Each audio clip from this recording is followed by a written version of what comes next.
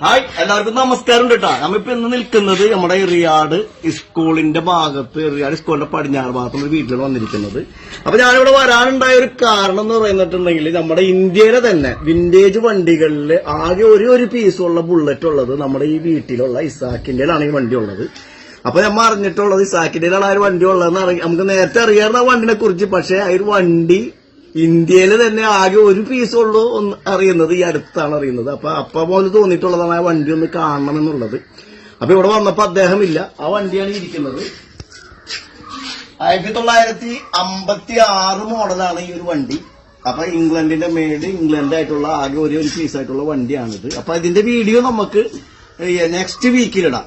അപ്പൊ നമുക്ക് അതിന്റെ വണ്ടിനൊക്കെ ഒന്ന് ക്ലിയർ ചെയ്യാനുണ്ടെന്നാണ് അദ്ദേഹം വിളിച്ചപ്പോൾ പറഞ്ഞത്. അപ്പൊ അദ്ദേഹം വന്നിട്ട് കുറെ കാര്യങ്ങൾ നമുക്ക് അറിയേണ്ടതുണ്ട് ആ വണ്ടി. അതായത് ആകെ ആ ഒരു പീസുള്ളൂ. പിന്നെ അതിന്റെ വില എന്ന് പറയുന്നത് വലിയൊരു വിലയാണ്. കാരണം വളരെ റയർ പീസ് അതിന്റെ പേരിൽ തന്നെ അദ്ദേഹം പറഞ്ഞ വില. ഇപ്പൊ അതിന് ഒരുപാട് ഓഫറുകളുണ്ട്. അപ്പൊ അത് തൽക്കാലം അവിടെ നിൽക്കട്ടെ. ഇവിടെ വന്നപ്പോ നമ്മ എസ്റ്റിയുടെ തന്നെ പഴയൊരു മോഡൽ 1976 മോഡൽ വണ്ടിയാണ് ഇത് എസ്റ്റിയുടെ. അപ്പൊ ഇവനെ നമുക്കൊന്ന് സ്റ്റാർട്ട് ചെയ്ത് നോക്കാം. ഏകദേശം ഒരു 30-35 മൈലേജാണ് ഈ വണ്ടി കിട്ടുന്നത്.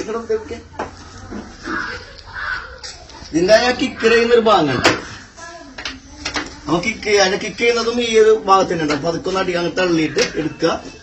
അതിനുശേഷം നമ്മളൊന്ന് ജസ്റ്റ് നമ്മൾ പമ്പ് ചെയ്യാം.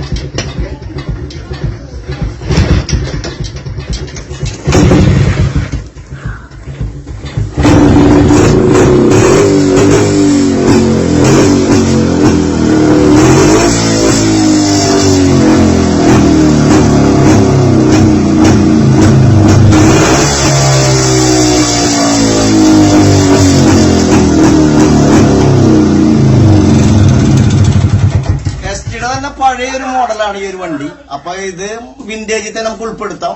പക്ഷെ വിന്റേജ് എന്ന് പറയുമ്പോൾ നമ്മൾ നേരത്തെ പറഞ്ഞിട്ടുള്ള ആ വണ്ടിയാണ്. എന്നാലും കുഴപ്പമില്ല. ഇപ്പോഴത്തെ പിള്ളേർക്കൊക്കെ അറിയാത്ത ഒരു വണ്ടിയാണിത്. അറിയാം, പക്ഷെ അവർ ഓടിച്ചിട്ടുണ്ടാവില്ല ഈ വണ്ടി. ആ കിക്കർ ചെയ്യുന്നോട് തന്നെയാണ് അതിന്റെ ഗിയർ സിസ്റ്റം ഇരിക്കുന്നത്. ഏകദേശം ഒരു 30-35 മൈലേജോളം നമുക്കിത് കിട്ടും. മുമ്പൊക്കെ ഈ ഒരു വണ്ടി നമ്മ ഈ ഒരു ടാങ്കിനെ തന്നെ ഇങ്ങനെ പാർട്ടീഷൻ ചെയ്തിട്ട് പകുതി മണ്ണെണ്ണയും അതുപോലെ തന്നെ പകുതി പെട്രോൾ ആക്കിക്കൊണ്ട് നമ്മൾ സെറ്റ് ചെയ്യാറുണ്ടായിരുന്നു മുമ്പൊക്കെ. പണ്ടത്തെ ആളുകൾക്ക് അറിയാതെ. അതായത് ആദ്യം പെട്രോൾ ഓടിച്ചിട്ട് പിന്നെ കുറെ കഴിയുമ്പോൾ പെട്രോൾ കൂട്ടിയിട്ട് മണ്ണെണ്ണയിൽ ഫ്യൂവൽ ആക്കിക്കൊണ്ട് നമ്മൾ ഇത് ഓടിക്കാറുണ്ടായിരുന്നു. ഇപ്പൊ മണ്ണെണ്ണ ഓടിക്കാൻ പറ്റില്ല കേട്ടോ. പുക നിറഞ്ഞിട്ട് നിൽക്കാൻ പറ്റൂല. പക്ഷെ ഇവിടെ വന്നപ്പോൾ നമുക്ക് വേറൊരു വണ്ടിയുണ്ട്. ഈ നമ്മളെ വളരെയാണ് ഈ റയർ പീസ് എന്ന് പറയാം. 1982 മോഡൽ വിജയ് സൂപ്പർ ഇങ്ങനെ പോലും നമുക്ക് കാണാൻ പറ്റാത്തൊരു കാലഘട്ടമുണ്ട് ഇപ്പൊ ഉള്ളത്. അത് ആരിലൊക്കെ ഉണ്ടെന്നൊന്നും എനിക്കറിയില്ല. വണ്ടിനെ കുറിച്ചും കാര്യം ഡീറ്റെയിൽ ആയിട്ട് അറിയില്ല. അപ്പൊ വിജയ് സൂപ്പറാണ് ഇരിക്കുന്നത്. അദ്ദേഹം എങ്ങാണ്ടെന്ന് കളക്ട് ചെയ്ത് കൊണ്ടുവന്നിട്ടുള്ളതാണ്. ഇയാൾക്കും ഏകദേശം ഒരു 30-35 തന്നെ മൈലേജ് കിട്ടുന്ന ഒരു വണ്ടിയാണ്. പണ്ടത്തെ വെസ്പ എന്ന് പറയും. അതിന്റെയൊക്കെ ഒരു സൗണ്ട് പോലെ തന്നെ നമുക്ക് ഇതിനൊക്കെ ഇതാക്കി എടുക്കാൻ പറ്റും. കുട്ടികൾക്കൊക്കെ ഇത് ആൾട്രേഷൻ ചെയ്ത് കൊണ്ടുവന്നിരുന്നുണ്ട് കോളേജുള്ളവരൊക്കെ. അപ്പൊ ഈ ഒരു വിജയ് സൂപ്പർ ഉണ്ടല്ലേ, അതിന്റെ അവസ്ഥ എന്താ?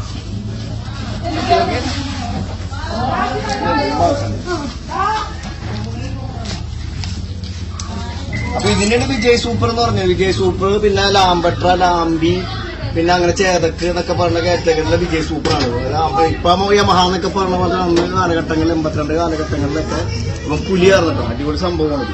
പക്ഷെ ഇപ്പൊ നമുക്കിത് കാണാൻ പോയിട്ട് ഒന്നും കിട്ടാത്തൊരു സാധനമുള്ളത്. അപ്പൊ ഇത് ആളെങ്ങാണ്ടെന്ന് പൊക്കിക്കൊണ്ടുവന്നിട്ടുള്ളതാണ്. ഇന്നും ഇതിന്റെ ആർസി ഓണർ ജീവിച്ചിരിക്കുന്നുണ്ട്.